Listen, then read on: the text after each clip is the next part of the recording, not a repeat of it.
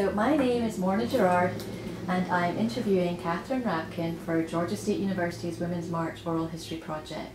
The date is December 1st, 2017 and the interview is taking place at the Georgia Historical Society in Savannah, Georgia.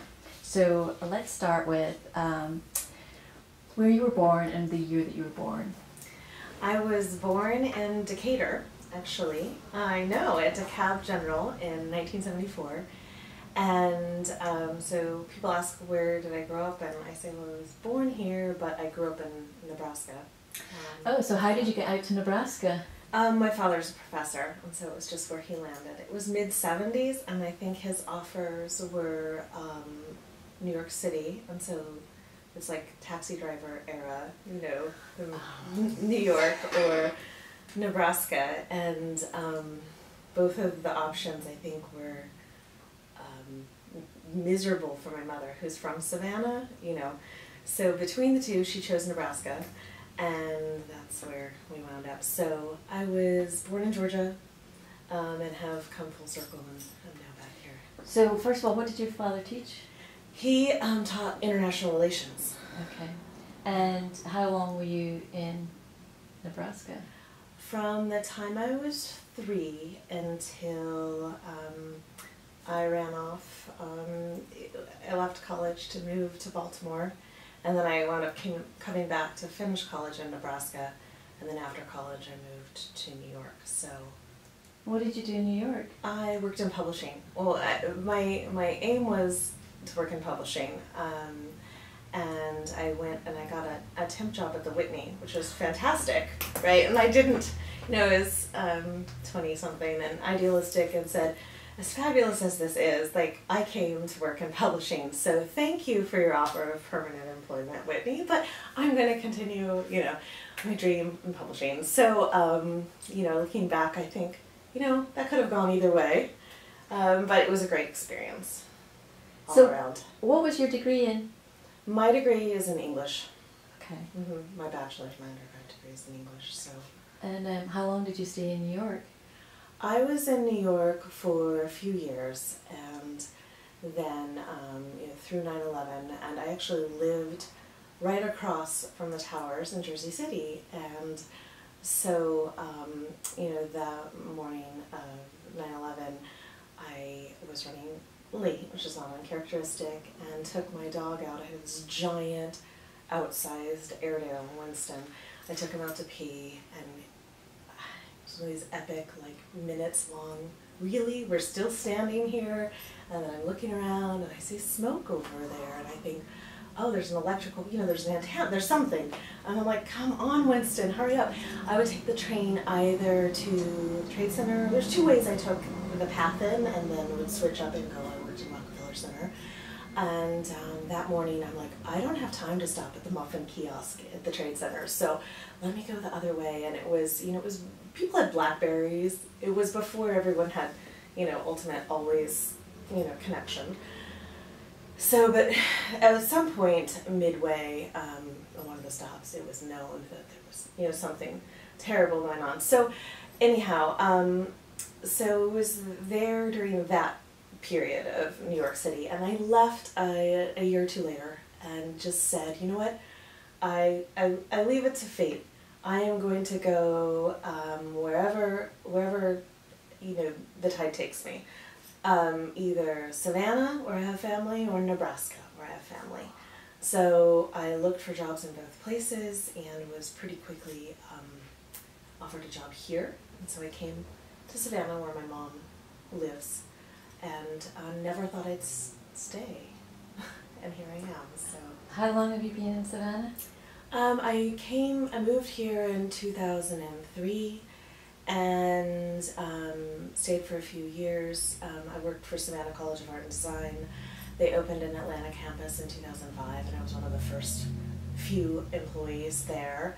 And so I was in Atlanta, then got married and came back to Savannah, and then he got a job in Atlanta. And so we've been back and forth quite a bit between the 2 cities, but have still been in Georgia, which was ultimately not what I expected. I thought I'd come down for a respite, like leave the city, leave New York, and do something for a couple of years, and then, you know, go happened, as it were.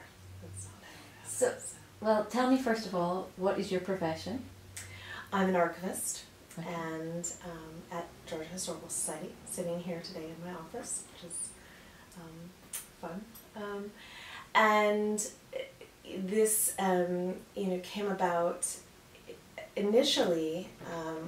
I started off in academic publishing at the University of Nebraska, and thought that I would, work with small presses, and then went to New York, and as I mentioned, wound up working in publishing, but working in trade publishing in a very commercial, large publishing house, and thought that, I enjoyed it very much, but was ready to return to something more, if not fully academic, in the world, near, approximating academia. So I went to library school, and then wound up doing a practicum here, and then a practicum at the Henry Miller Library in Big Sur, California, which isn't so much a library, but is this fantastic place in the universe. And then ultimately did do some work as a reference librarian in for universities, and then came back here and have been an archivist. So, as you talk about working in publishing, what was your role? What did you do? I was an editorial assistant. And what does that mean? It means a lot of different things, but primarily being the gatekeeper for incoming manuscripts, and vetting them, and either passing them along for further review if I deemed that they were a good fit, and that would be complementary to the upcoming roster of books on the publishing schedule, and in that case, pass them along to the editor, who was my supervisor, and then present them in editorial meetings and make a case, and pitch them basically. Also,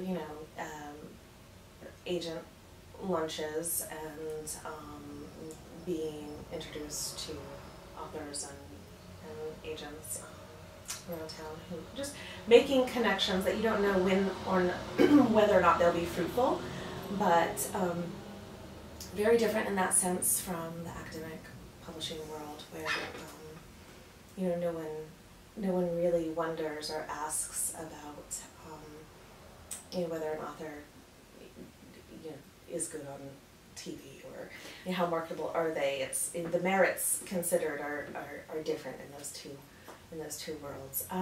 So it was a terrific experience. I wasn't sure ultimately if I wanted to stay in trade publishing, but I didn't know exactly what next or where next.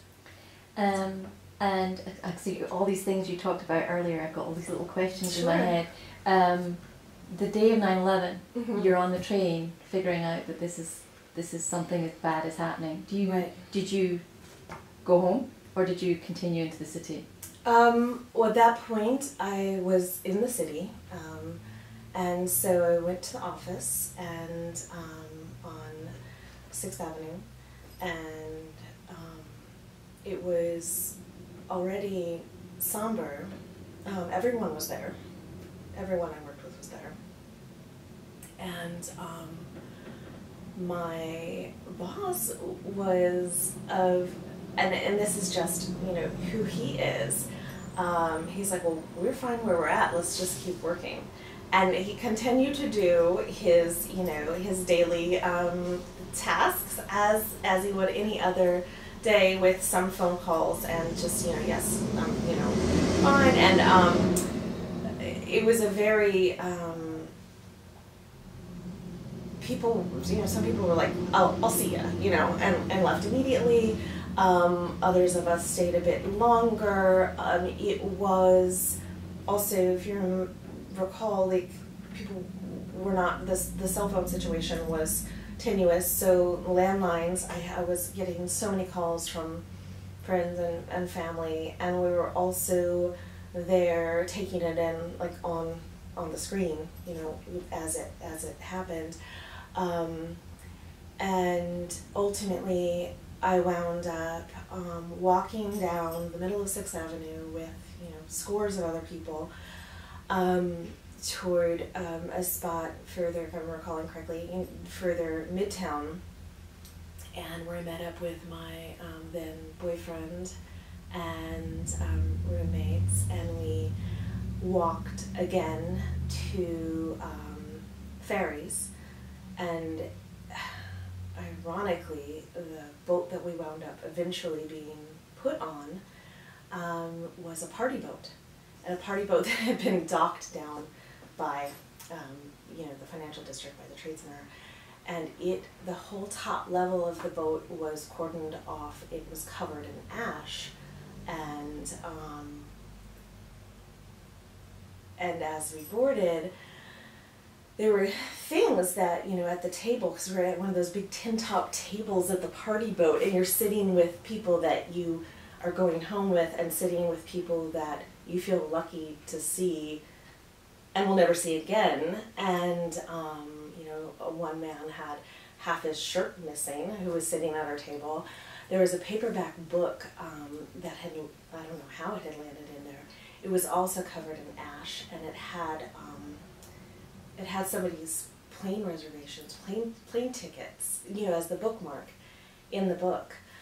And you know, the person's office, you know, was down by the Trade Center. So, you know, there are these sort of objects that, do I take this book? Do I leave this book? Is this, you know, what do you do with the paperback book? This was, you know, name and all the things. What did you do? I left the book. I didn't carry the book that day. And so then the boat took us to Hoboken, and you know, by this point it's not dark. I mean, because it's September and it's still light. It was still altogether a, you know, a lovely day outside, and by that point there was a very acrid smell though coming over the water, and it felt like it was all over us. And it was this just slow parade of people walking down the streets of Hoboken it's a very old Italian neighborhood, and there were all these like nanas who came out and gave us like cider, you know, and like water and snacks. So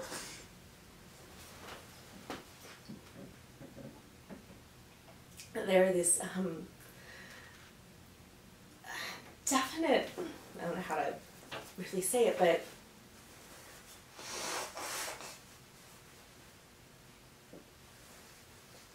like a civility.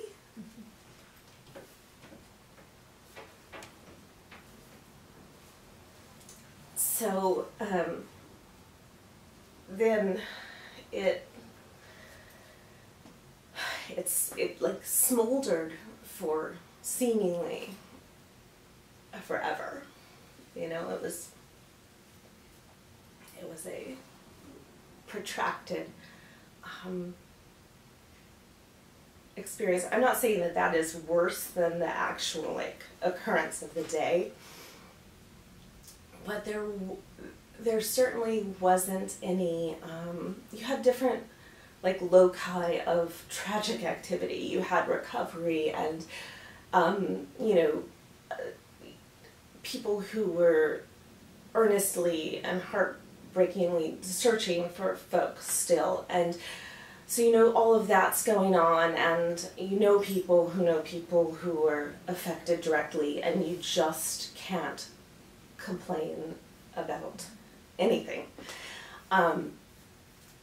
So train rides in, obviously, you know, were rerouted, and for a period you'd see, you know, armed militia on trains.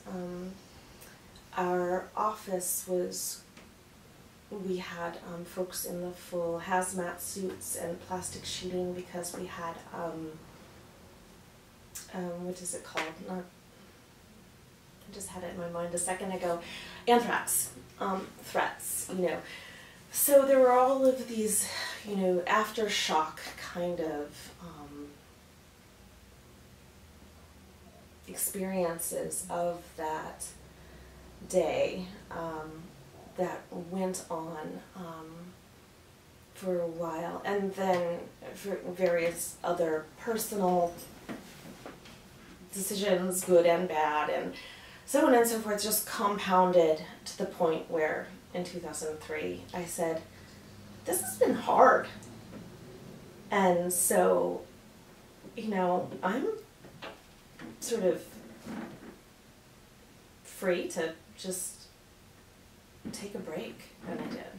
And that's how I landed back in Georgia, from whence I originally came, and it could have been Nebraska, and it wound up being here. And so, well, I'm glad you made it back here. yeah, So we're here too. What does your husband do? My husband, he works in design. He went to school here, and I actually met him as he came to the master's program at SCAD for architecture, and he worked in architecture for a period, but then he graduated in 2007, and then with the recession or whatever it were, you know, there was a serious, you know, the building and construction and architecture industry was pretty tenuous there for a while, and after we had our first child in 2011, and it's about that time that he took a design job at the Atlanta Botanical Gardens. Yeah, so that was, you know, that was an exciting, you know, period, because he got to do a lot of installation and some curation, and his design background really came in to play there in a gorgeous setting. But at that time is when he shifted and thought, I might not actually work as an architect because I can't afford to be on a project-based job and have a family and so on and so forth. So at that point, you know, his career became more, went in that direction, and now he works in gardens at Georgia Southern University. It has a botanic garden there. So. And you now have another child as well, don't you? Yes, I have Theo, Samuel Theodore, and he is 6, and I have Joe Benjamin, and he is 3. Cool. So, when you were a child, were your parents political?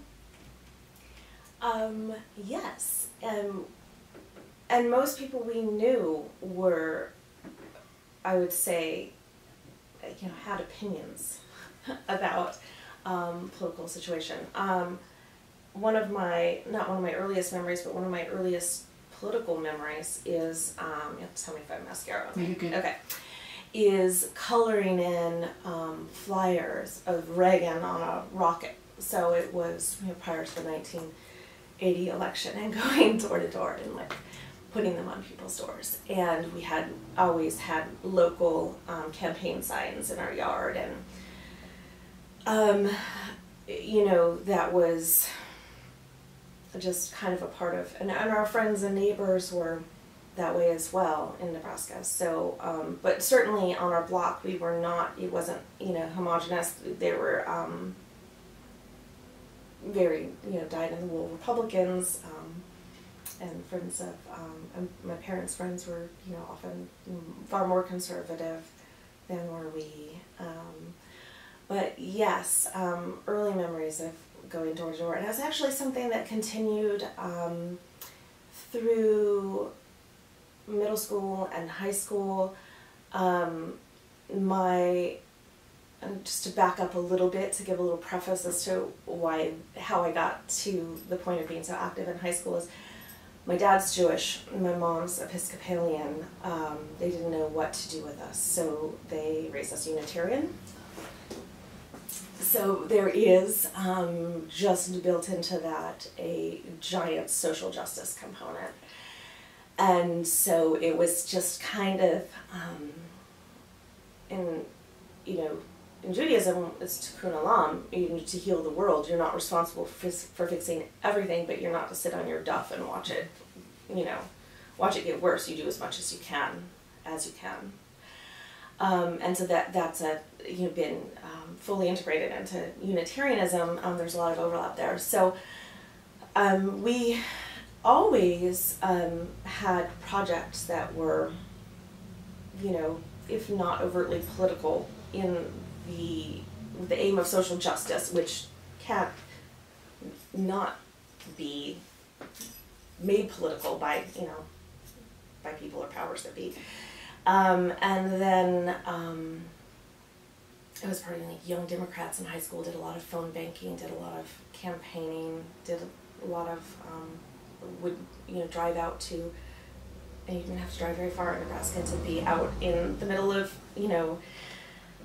small towns, put on the boots, and I remember going through the snow, and the snow would be up to my calves, and trudging through, and people didn't necessarily want to hear what I'd say about water resources or whatever, but they felt bad that I'd come through the snow, so they'd hear me out, things like that.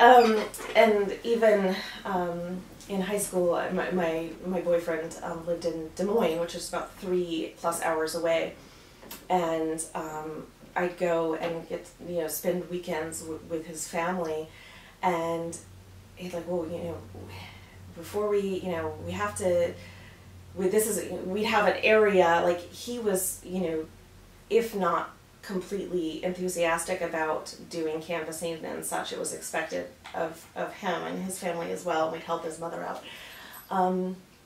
and go do some things there. So it felt like wherever I was, there was just this built-in, kind of not like have you done your chores yet, but that sort of well, we have to cover 6 blocks before we can, go to the movies or whatever. And actually that was an interesting period because I had my first car, and it was this little Datsun V210 GX, sort of tomato red, 1977 Datsun. I loved it, and I had a U.S. out of my uterus bumper sticker on the car. Yeah, and his family was Catholic, very Catholic. And my mom said, you can't leave that bumper sticker on your car and drive to the Webbers. It's not right. I'm like, well, I can't take the bumper sticker off my car. And I said, that's not right either. It's on my car. It's, good luck arguing with a 16, 17-year-old about, about that. So I did feel awkward about it the first time I drove up and pulled into their driveway. And I'm like, well, here I am with my, with the statement on my bumper. And it turns out his mom, was the first person to share bell hooks with me. And it was just, yeah. So, as far as categories go, you can think that you might know where someone's allegiances are in one way or another, but it turns out that there's so many facets to other people's experiences, and that was, that period of my life. I was picketing and standing out front of the Capitol about reproductive rights, and my mom had remarried at that point, and her husband had 3 daughters. They were very active in young life, and they went to a big born-again Christian church. So we would literally be standing across from each other on picket lines, and they'd be holding signs with, fetuses on them, and I'd be holding other signs, and then we'd carpool home. So, I mean, it's complicated. It's complicated. So I think that as firmly as I hold beliefs that I do hold, some of those early just being in opposition and then so closely tied to people in different places in my life was really ultimately, a gift. It's a very healthy thing, Mm-hmm. especially for a young person. Yes, To- you can to hold sort of those do two that. things. Yeah. Mm-hmm. Wow, that's great. Yeah. How do you define your politics now? I mean, I don't. I don't think too much to define them. I guess that I am, you know, very, very, you know, very liberal. Very, very, very liberal. Very, very liberal on all social issues. And then I do find myself in ways sort of unexpected. My Nebraska roots of like having an eye out for fiscal waste. Not that I'm fiscally conservative, but if I'm conservative in any aspect of the spectrum, it would be like, you know, in that regard. Other than you talked about picketing for reproductive rights, Mm-hmm. are there any other issues you've protested? Let me think. I did some environmental work for a very brief period. That was during college. Let's see. You know, I can't recall. But it's not, you were active before January of this year. Yeah, but there had been a real dry spell there. I hadn't been, you know, in any organized way doing anything. I mean, I vote. You know, I speak to folks about issues. You know, it's different community involvement that requires knowledge about, especially like things being legislated in education, and you know would speak you know among people that I knew that would impact, but not beyond that. No. So when January came up, my friend Michelle, we share many things in common. We're both boy moms. We both have fathers who have Parkinson's, and there's other ways that you know we're aligned, and we're clearly like aligned, you know, politically. She's like, well, you know, we should go, and then I was like, bus or car, and logistically, I mean, like already, my life is, I feel like, forged in mutiny and haste. Like my mornings getting everybody where they need to be, and you know, the respective responsibilities. Like it's like relentless need, and like a moving logistical target is what my daily life feels like. So I used to live in Baltimore. I'm familiar with the area. I've spent time in DC, and in my head I was picturing all of the ways that between here and there it could go sideways. And I'm like, ugh, yeah, I kind of want to be there, but... And then both of our husbands were like, you need to go. You're going to be sorry if you don't go. Just go. And my mom said, yeah, you know, I thought that I was going to get a little pushback, like, oh, you know, who's going to watch the boys, and so on and so forth. And she, you know, she stepped in to help my husband. Yeah. So how quickly did you make the decision to go? Pretty quickly, but toward the last minute. Okay. Yeah. It was one of those things where, I mean, I knew it was going on, I knew it was happening, and I thought, yeah, and I thought I'd march here for sure. And so leading up to it, I was involved in some very early conversations about getting permits. Are permits needed? What's, you know, how do we move through the city of Savannah? Like these type of conversations with folks who wound up doing great things on the home front. And at the very last minute, Michelle and I just hit the road. Before we talk about the march, can we go back to the night of the election? Yes. Yeah. And talk me through your experiences of that night. Well, that day, I went and I picked up a giant box of cookies that I'd had made from Too Smart Cookies. They were pink brains that wound up looking more like lungs than brains, and a bunch of pussycats. And I was bringing them to the, results viewing party. It didn't go as, we thought it would go, by any means. And the next day, well, I went home before everything had rolled in, and I was on the sofa, and I'm thinking, certainly not, And I woke up to Trump's speech, and I still wasn't sure if it was happening or not happening. I'm like, am I awake? Is this a dream? Is this? And then, I had to get up and physically touch things and speak out loud to know that I was in the actual reality. And at that point, at 2, whatever it was in the morning, I'm like, this is so fucking bizarre. Like, if this were a Don DeLillo postmodern manuscript that came across my desk as an editorial assistant, I'd be like, there are so many gaps in this.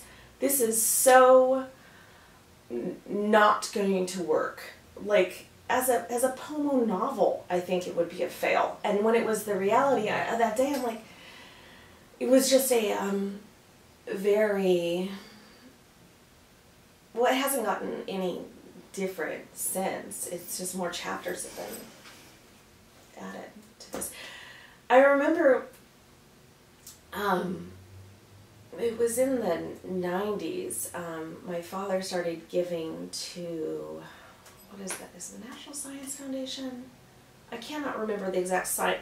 Anyway, he started giving to science-based nonprofit initiatives. And it was when creationism first started being, put in textbooks in Kansas and Oklahoma, and he's like, this will be the undoing of the nation. And at the same time, we have the rise of infotainment and the decline in actual, people reading newspapers and so on and so forth. And the exact same moment that reality TV became a reality. And, he was kind of,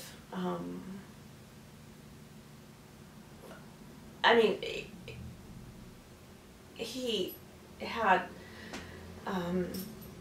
certainly opinions about, he'd just be like, turn off. That's just, not that I was watching it, but just what shit, this is just, and then beyond that, it was the talk of, and he said, you're going to have, not me personally, but this is going to be a kakistocracy.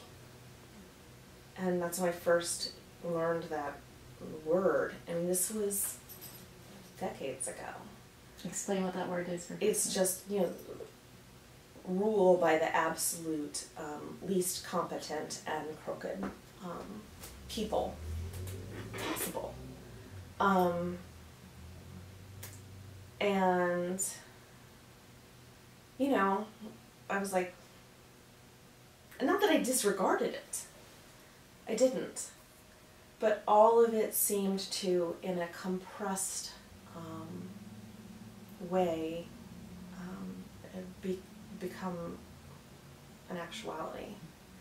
But then if I think over time about, the rise in media and the screens and the ways that we're diffuse in our attentions, that it's possible like it never was before, all of the things, it's not at all surprising. It almost does seem pre-written. My father's Parkinson's was diagnosed, maybe, it's been a very, very rapid and just with no pause decline with associated, what we believe is with Lewy body dementia. So all of his projections and predictions, he doesn't even get the satisfaction of, or I don't know that it's, satisfaction really, but of the I told you so. because he's no longer, you know, tethered to this space-time continuum and doesn't really realize, you know, what we're now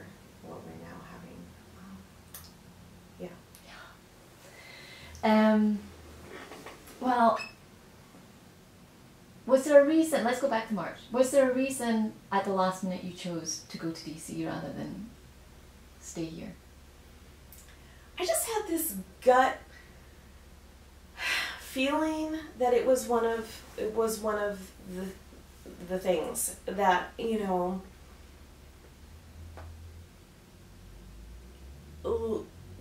as an old woman, which I hope I get to be an old woman someday, that I'd want to have been there. And I mean, my friend Michelle was going, and it was the type of thing like, well, if I go, it makes the ride easier for her, and we could do it together, and we are always looking for ways to steal time. And you know, this is at the very minimum a break from the relentless need that is our daily life. So, not that I'm saying it was like girl trip, but you know, it was, I guess, with a purpose. So how did you get there? Michelle drove, and it was absolutely a breeze. We got there, and a former colleague of hers, Callie Neal, put us up at her place in Baltimore, and she was an absolute delight.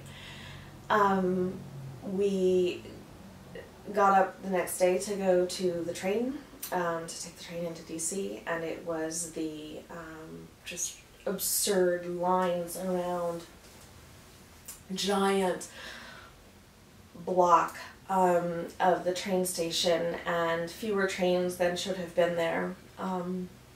Things not operating as they, ought to have been operating. I knew, I'm like, this is like, I'm not very good at math, but there's no way we're getting on the train. It is not happening. So we bailed on that, and it was a cold and not very nice Baltimore day, and Callie saved our asses, and she drove us. We looked at all the different transit options in the area, and drove us to a suburb where we got on a train at a terminus, stop, and took it in. And all the while I'd been kind of in touch with, this is going to sound dysfunctional, my ex-stepmom, who I hadn't seen since she and my dad split up. And she lives in Charleston. Or maybe I'd seen her, I take that back, I had seen her briefly as she had passed through Savannah, but I hadn't spent any time with her really.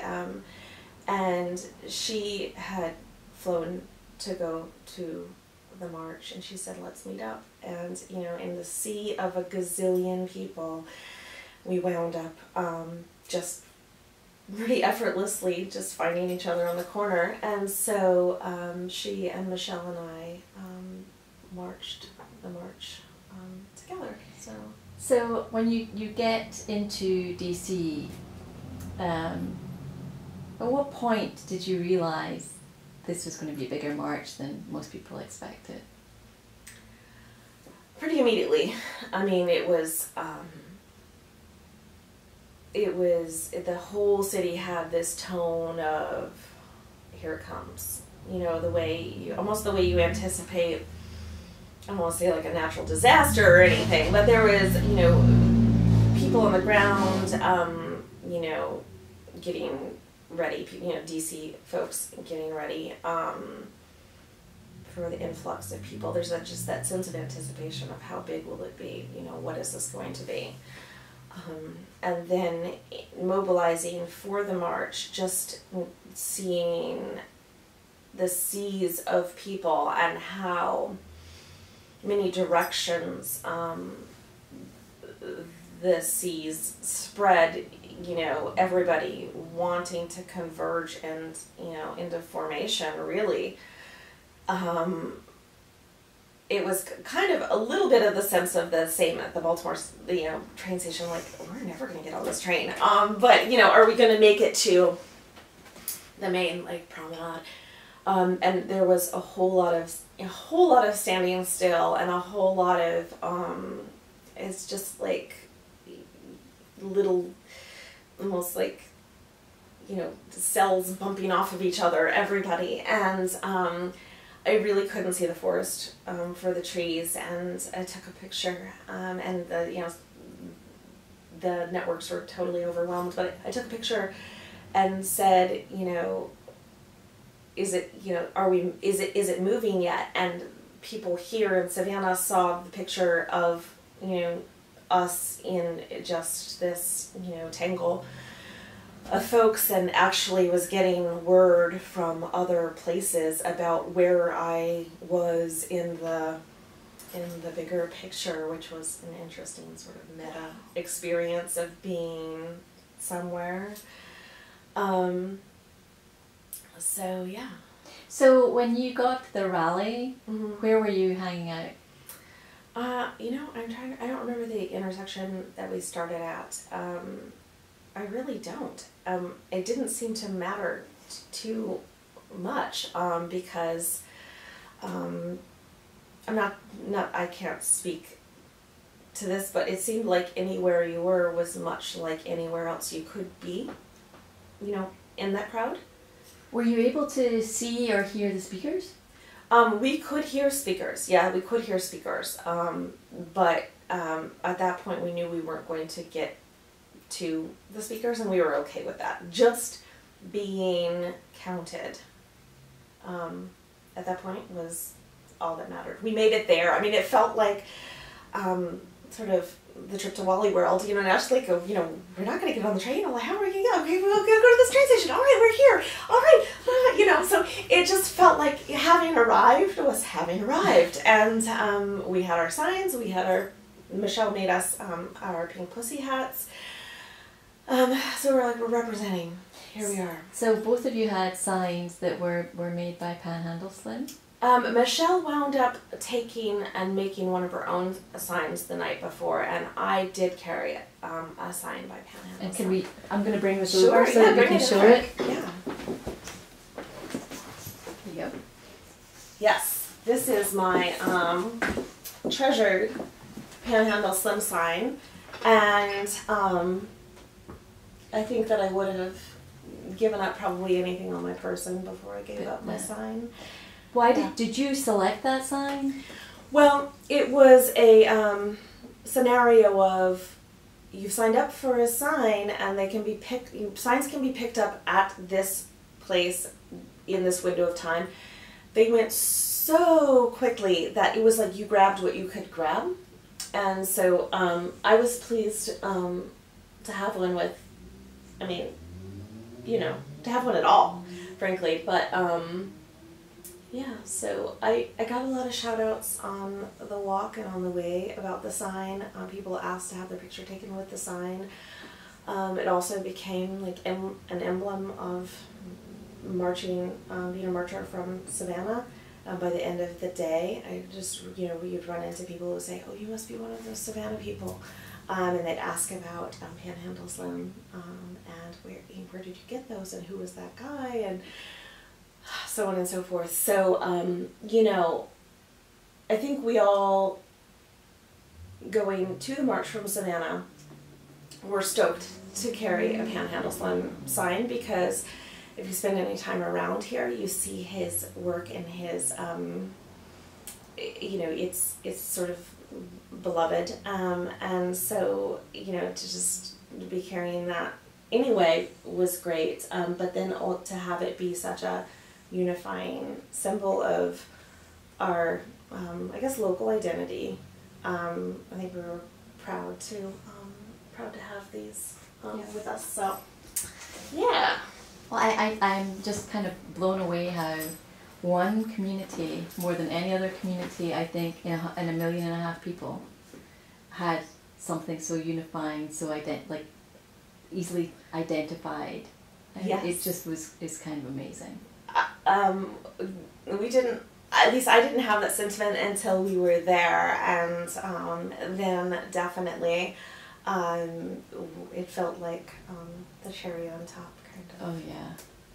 Yeah. Did you see other people from Savannah with their signs? Absolutely. I saw them at a distance, saw them and never saw them up close because of the density of the crowd, but it was just like, hey, look over there, there's more of us, and we'd get shouts, the same. That's very cool. Yeah. So what, because there's a big crowd of people, obviously, up to 1.5 million people, all with various reasons for being there. Was there a particular reason that you felt like, this is my issue, this is what I'm here to represent? Not a particular issue per se, and certainly I want to say like all of the issues, like the buffet of issues, just like a scoop of each of those, really just like a don't discount us. This is what the reality is. I am not, I am not saying that this isn't what is happening, but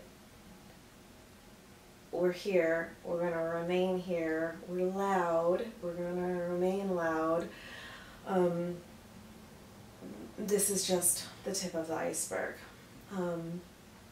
I guess in a sense of accountability, all of the things that this administration, at that point it wasn't, the package of administration that we have now, but does not stand for anything that I value, and predictably or not, it has certainly in the last year just underscored and highlighted. Not only does it not stand for anything that I value, but it is a direct threat to much of what I hold dear, and I have been incensed on an almost daily basis. And I think that a lot of us had that. I mean, that was the foreboding feeling might be kind of ultimately what made us get on the road. It's just that this was in front of us. When you were in that massive crowd, could you describe what the sort of the mood of the folks around you was like? The mood of the folks around me was, there was definitely like a medley of sadness and rage from the older marchers among us. There were some grandmothers and some folks in their 70s and 80s who were near us marching in the sort of small crowd that we wound up kind of, as your hours walking in one direction, you come to hear, if you're not talking directly with people, you come to, hear other people talk, and, people that marched in the 70s and never thought that they'd be in this position again. I kept thinking about that bumper sticker on my car. I was just like, Jesus, I'm so tired of this. Even when I was 16 or 17, I didn't think that this would be, continually this issue keep popping up. And, it's, I think, been, made into the reproductive rights has been, made into such a trigger. It's an entire, construct of platforms and, various things, so that I don't know, at this point I can't foresee it not being, battled over for a long time. So, but some of the older people, just sadness and rage. Some of the younger people, an exhilaration, and indignation, and then I would say that pretty much sums it up. The people around you that you were able to see, what was the sort of breakdown of, race, gender, identity, all of that? I'd say, certainly, a variety of, it was primarily women, some men, it was, I wasn't overtly struck by the reflectiveness of the crowd to, our population. There were, every type of person identifying, I'm sure, in every which way present. But I wasn't really paying attention to that. Frankly, I was like looking at people's signs and listening to people. And because I am who I am, always calculating the path of least resistance to get the hell out. Because I'm the person at the concert who knows where all of the, the exit doors are. I'm the person who at the plane that knows exactly how I'm getting out. So I'm not a crowd person. I don't love crowds, but I've spent a fair amount of time in obviously very crowded places, and that was the frightening. If there was anything frightening about the experience, it was the agitation, and the energy was so amplified that you can't count on what other people's responses are should there be a threat or a perceived threat. Just, who knows what, like a balloon popping or a drone going over. Human behavior is, I don't trust it.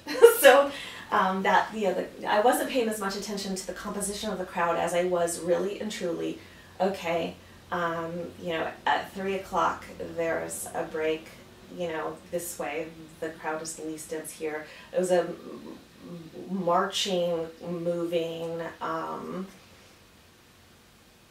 reconfiguration of like possible, not escape, but do you know what I'm saying? Kind of, yeah.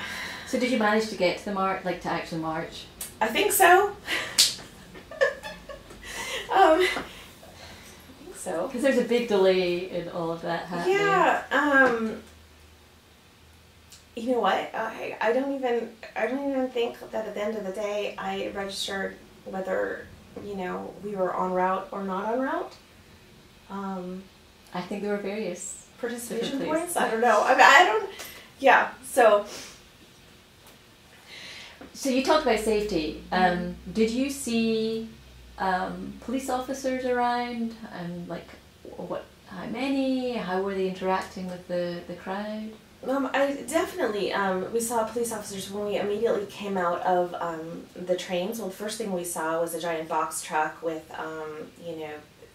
posters of, anti-choice stuff on them, and then a line of officers. And my experience with the officers with everybody was respectful and holding the space for us. Along the way, many of us said, thank you. And so it was, at least on my route, sort of a peaceful coexistence. And yeah. Now you said that there was one of these trucks with the anti-choice stuff. Mm-hmm. Did you see any other sort of counter-protesters along the way? Yeah, I did, and we heard them, and it was just kind of, it's to be expected. Was it mostly anti-choice people that you saw? Yeah, yeah. I'm sure that they're other antis, you know, probably covered all of the issues, you know, they just conversive minds. So, and in a sense, you know, they are there, and the way that I can't fault an evangelical for trying to, you know, trying to recruit, that's, you know, that's their right to be there, and they are called to stand and voice their opinion, much as we were. They were tremendously outnumbered, and so that's how they want to spend their day. Let's talk about chants. Yeah. Were you comfortable chanting along with other people? Yes. Comfortable chanting now. Like, if you'd asked me in July, during the first round of Savannah interviews, what those chants were, I would have been able to tell them back to you. And now I'm like, yeah, I know I chanted. I don't chant anything that's like super violent or super, well, I don't have any problem with obscenity or being crude or, you know, swearing or whatever, but I just, I tried to chant the chants that were important to me, but not verging on, I guess, the ridiculous.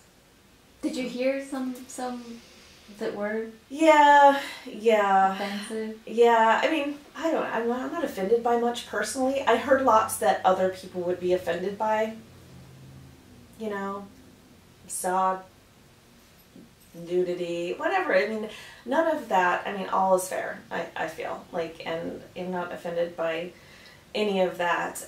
But the reason that I didn't, as I wasn't, you know, vocal for the ones that would maybe be considered the most inciting, or I guess I wouldn't have gotten naked anyway because there's too much stuff to carry. I already have my sign. Is just because I didn't want to feed the fire or give fodder or raise the volume on anything that could be turned back against what was ultimately a peaceful and dynamic experience. I just, you know. Did you have, I mean, I know it's been a while since the march, but do you remember any of the chants you really liked? I don't. It's been a while. It's been a while, yeah. I mean, if we had sound bites of chants that were chanted, I could tell you exactly which ones that I chanted with, but yeah. Pussy hats. You said you had a pussy hat. Yes. What do you think of the pussy hats generally? I mean, I think they're irreverent, and I think that they are, again, another symbol of that moment, you know, in time. It was also nice to have a warm hat on my head, and it, ours were made, Michelle's and mine matched, and you know, there were a sea of pussy hats, but I could find my partner pussy hat in the crowd with no problem. Yeah, so that's great. Yeah. So you marched some. Yes. And then you, at the end of the march, what did you do? We wound up, well, a friend of ours is a journalist with NPR, and we thought we were going to get to maybe like snag a moment with her, and it just became too difficult to triangulate our locations. I also thought that I was going to get to, I have a cousin who is, it was her first year at George Washington, and she was at the march, and I hadn't seen her for ages, and also have come to know that her parents are huge Trump supporters. which just floored me. I'm like, this is my kith and kin, you know? And so, you know, she clearly is not, and I wanted to take her to dinner, but also difficult to, at the end of the day, you just arrange an evening spot to drop the pin and all get together. And we were going back to stay the night with Callie again, and so didn't want to be the guests that arrived, you know, required like help in the middle of the night. So we just headed back to Baltimore. And then did you go back to Savannah the next morning? Yeah, I think, yeah, it was a fairly quick turnaround. So when you get back to Savannah, can you talk about, you know, conversations you had with your husband and with friends or family back here? You know, I hadn't even told anybody at work. I had already requested one of those days off for another reason, and so I think that folks knew I was gone when I was gone. Like, they, you know, saw it on Facebook that, you know, here we are in the car with our pussy hats on.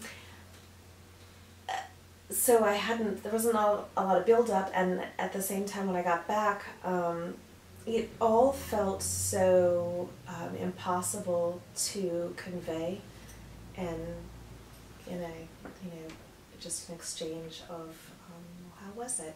Like, it's a very difficult question to answer. It was everything and nothing at the same time. We were all there, and it mattered and it matters, but ultimately we're all there and we're all not there right now. You know, it's just like it came together and it came undone.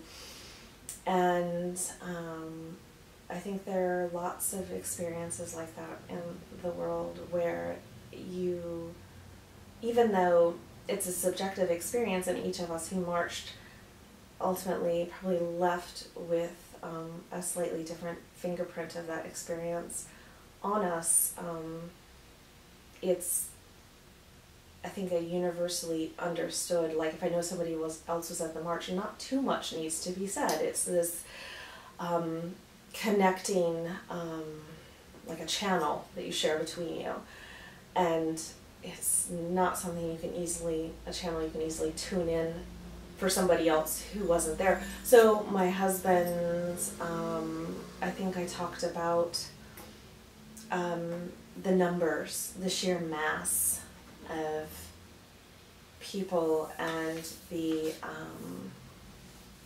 signs, and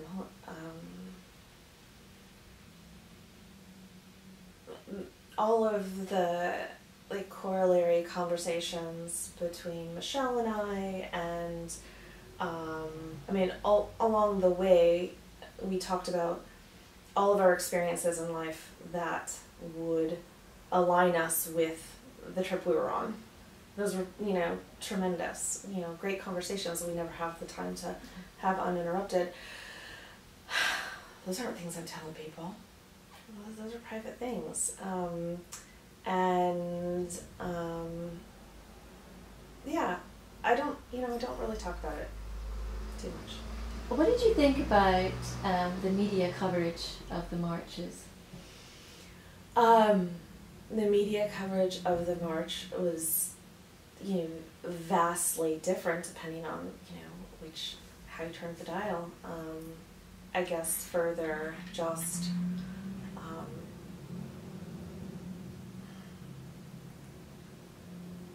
I do keep tuning in, but there's so many reasons to tune out. And, you know, to reconcile the different versions of that coverage is, like, who has time for that? I feel like that media depiction further siloed, you know, folks into their various parties of, well, you know, they think this and we think that, and this is how, you know, this is how we're seen and this is how we are. And it's certainly, if by design or not, made the outline, and I say outline because I think that we're at a place where so often we're not seeing the dimensions of people. We're seeing like the outline of what they represent. It just pushed us further in that direction. And so, yeah. Well, let's talk about how things have been since the march. Mm-hmm. We're 10 months out, just over 10 months out. How are you feeling about the activities of this administration?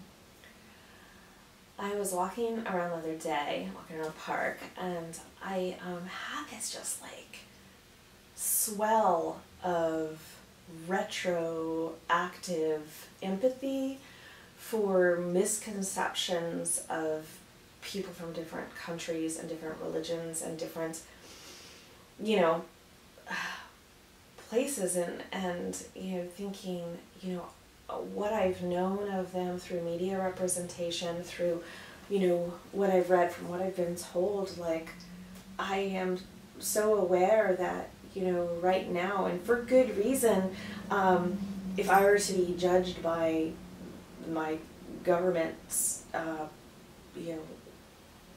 action or inaction in the world, our floundering, like, diplomacy, our,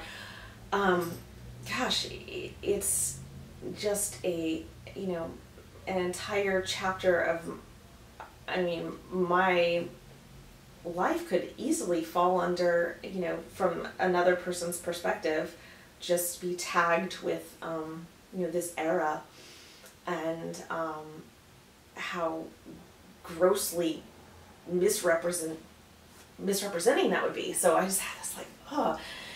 So, I don't know, that's not really an answer, but this is just a sense of how, at present, I'm like, this isn't my country. It's not my place.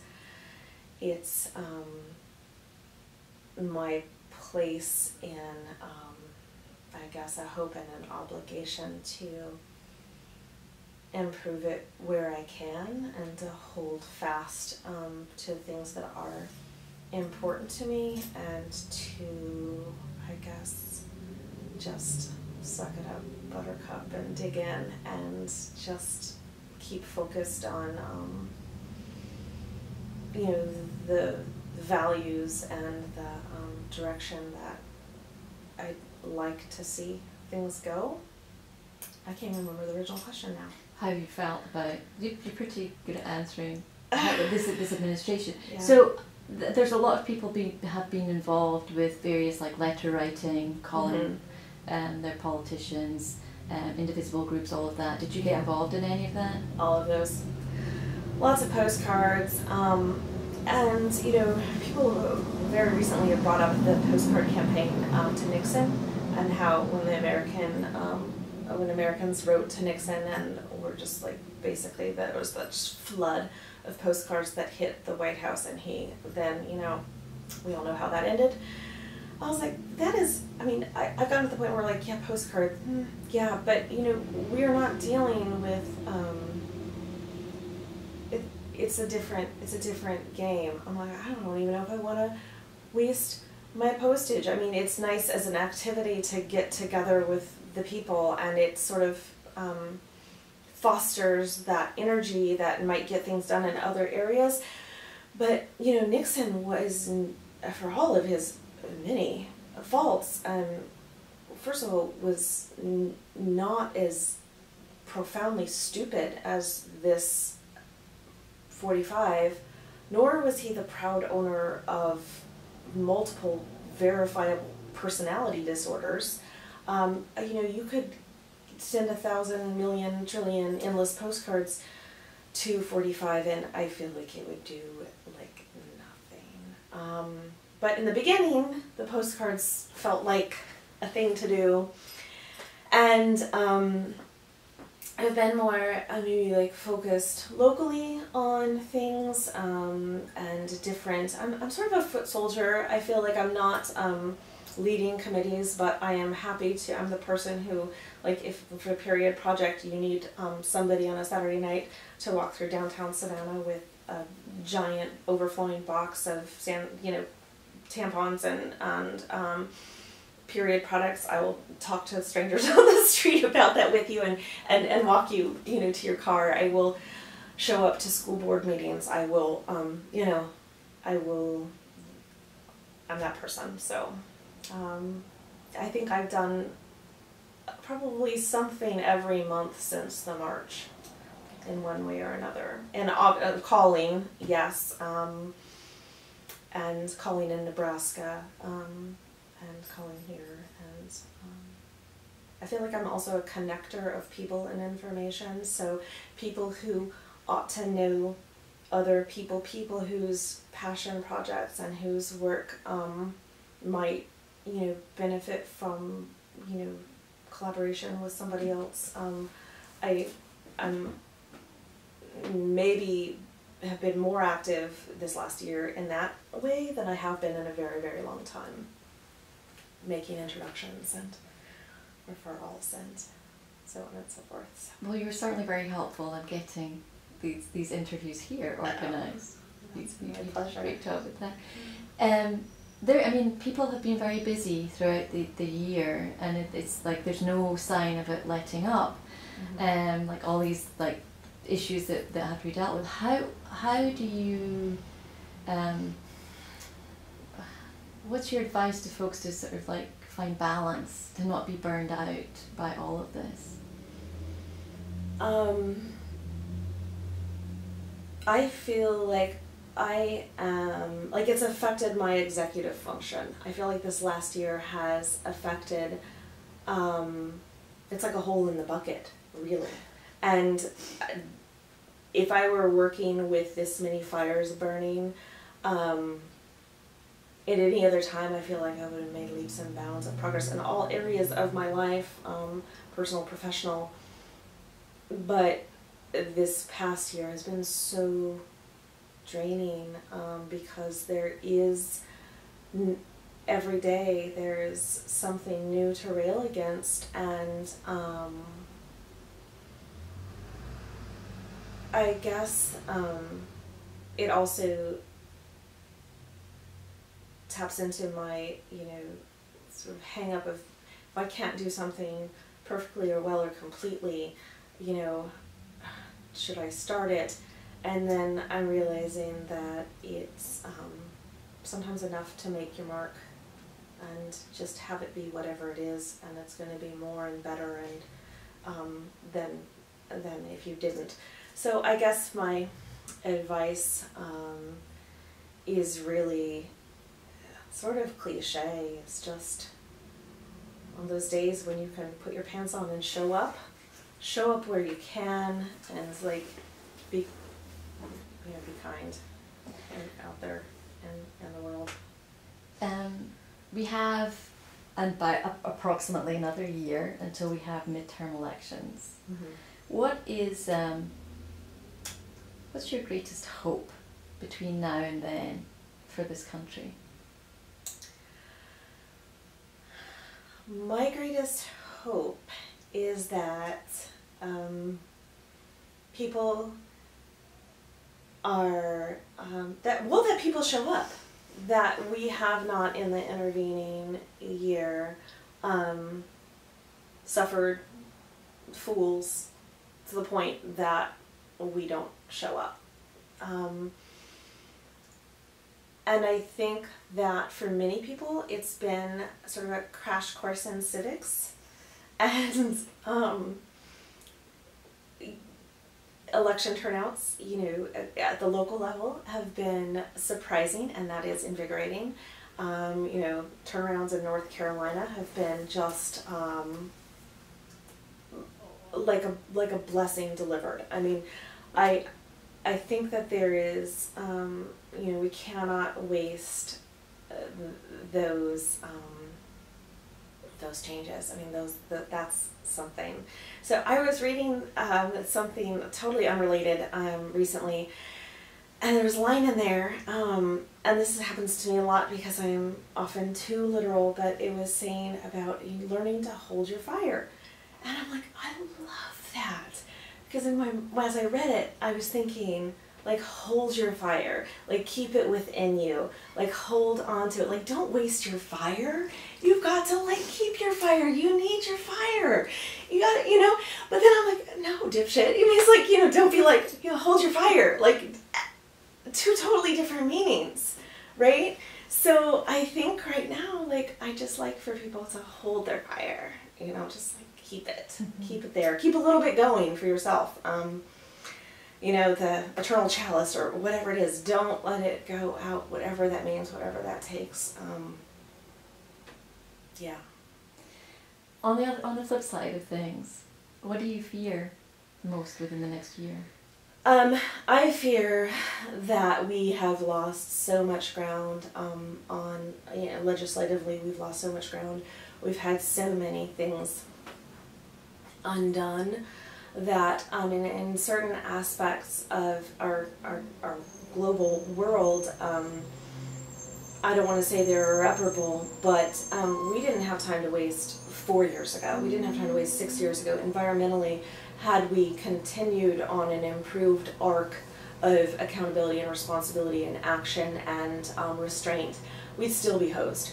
And if you pause and have a standstill, we are hosed twice as fast. And if you undo the regulation, I mean, today, Utah, they're shrinking the boundaries of national, you know, is it monuments, parks, to make way for big rig drilling and coal and mining. I mean, it is so completely retrograde and not in the cool way. So when you're losing ground, and you're literally losing ground. That's not,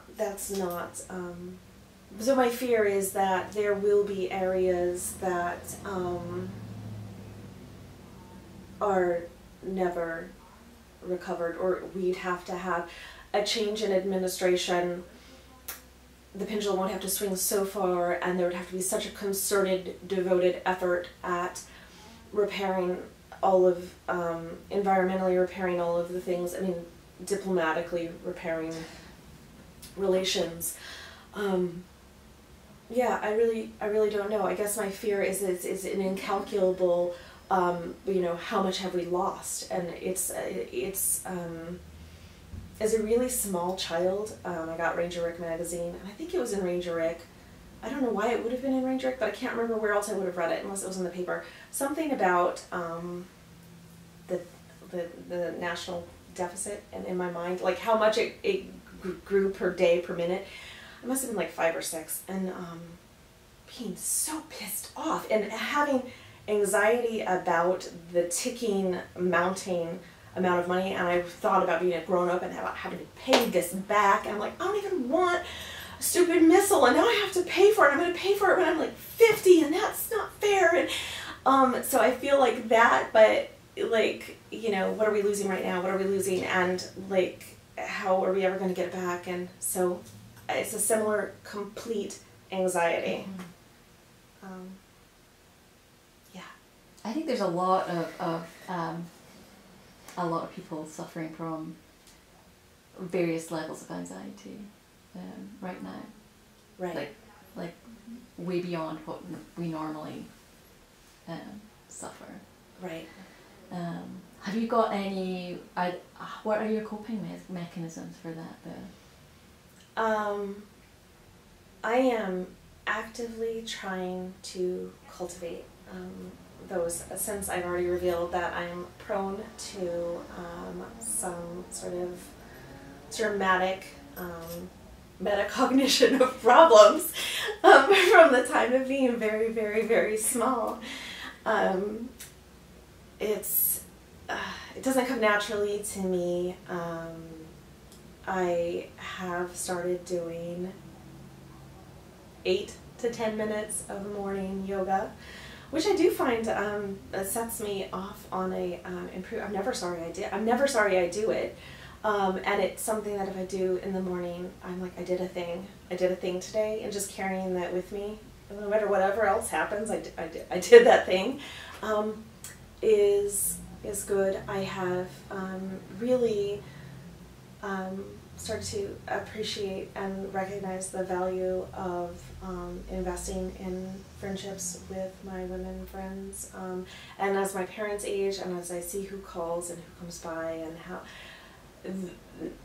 you know, this is now, this is the time, despite everything else that's happening in the world, to hold people dear and to, you know, I can't let this is not the time to let those relationships kind of come undone or not be maintained, because time is going so quickly, and this last year has gone, as insufferable as it's gone quickly. So I guess my coping mechanism is I can't future-proof anything, but to try in small ways to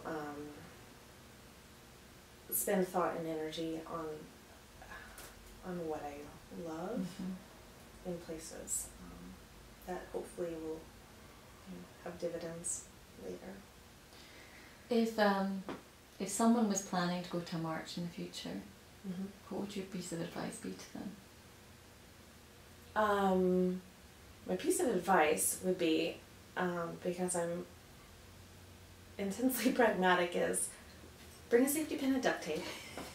Make sure you have a bandana. Do take some Excedrin. Know your escape safety routes. Have phone numbers written on your arm. Be prepared. Hope for the best. Be prepared for the worst. Enjoy it. Be loud. You know, take lots of pictures. You were there. You know, you are here. That's very good advice. I'm also extremely practical. I mean, people are always like, Katharine, you're unflappable. You're great in case I'm total crap on the daily basis for lots of things, but I'm your girl in an emergency. You can be bleeding out. I will take care of business. So, yes, that's great. Is there anything I haven't asked you about that you want to talk about?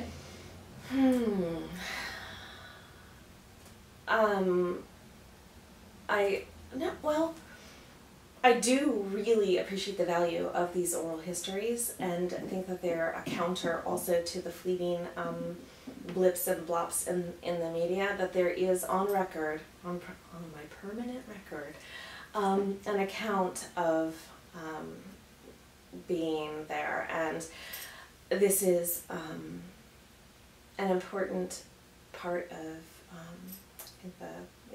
the archives, and you know, history is made all over the place, and history is now. I mean, there's no point in like delaying telling and hearing and keeping stories. And I think especially in a time where truth is not given much respect, being able to document our truth forever, it's like this has never been more important to do. It's I'm in full agreement there. So yeah, you know, today, like, you know, making a bit of history. I mean, it's recounting it and recalling it, but also making sure it goes down in the books, as it were. One last question I didn't ask you. Was there any time throughout the day you felt emotional? The day of the march? Oh, yeah, absolutely. I mean, the profundity of it, it was, I didn't feel emotional on the outset on the getting there, but I'm also the type of person who, like, if I know I'm going on a fabulous vacation, people are like, are you so excited? I'm like, I'm not excited till I land, till I disembark, till I am like, I am here now. So I wasn't feeling any of the emotion until, you know, we were in the midst of the crowd, and what really, I think, made me feel the emotion was seeing the multi-generational groups of people, the grandmothers and the mothers and the daughters and the small children, and so yeah, I mean, I was emotional, and I'm thinking about, my children, and thinking about, and a lot of emotion and a lot of thought about raising men who never take for granted their inborn privilege and position, and leverage that in all of the ways they can to, that makes me emotional now, to do better. That's really and to essential. hold other people, Yeah. to hold other people to higher standards. And it was hard to explain the outcome of the election to my then 5-year-old, because it isn't, if you play by the rules, it's like, well, he had said, during the campaign, like, he's a bully. If you hear him, he's a bully, and all of the things. And actually, the playground insult in the year prior to the election was Trump. Like, if you called someone a Trump on the playground, you'd have to sit out for a bit. It was like so. Explaining the outcome of that to him, and he just couldn't make sense of it. He's like, I don't understand. That was difficult.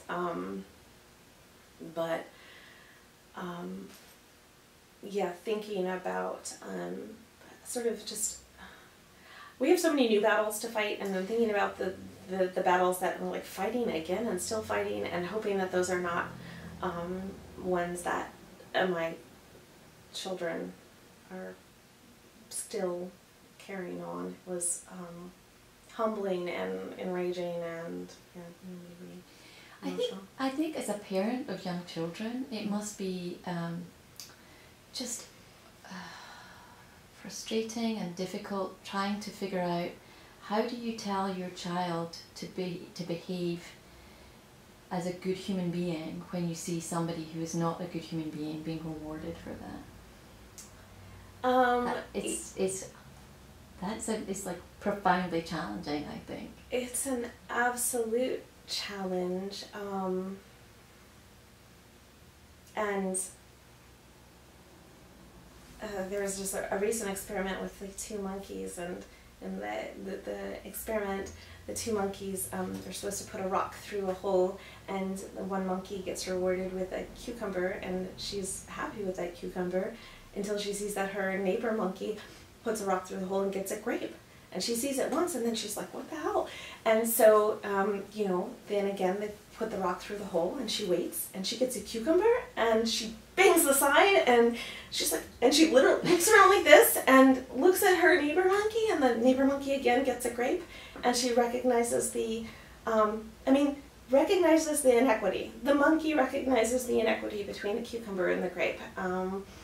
And so, in a way, I'm not saying my kids are monkeys, though it often feels like a circus, to try to say, well, that is the world. You can do the exact same thing and get a cucumber, and somebody else will get a grape. And that is the world. And you still, work that out.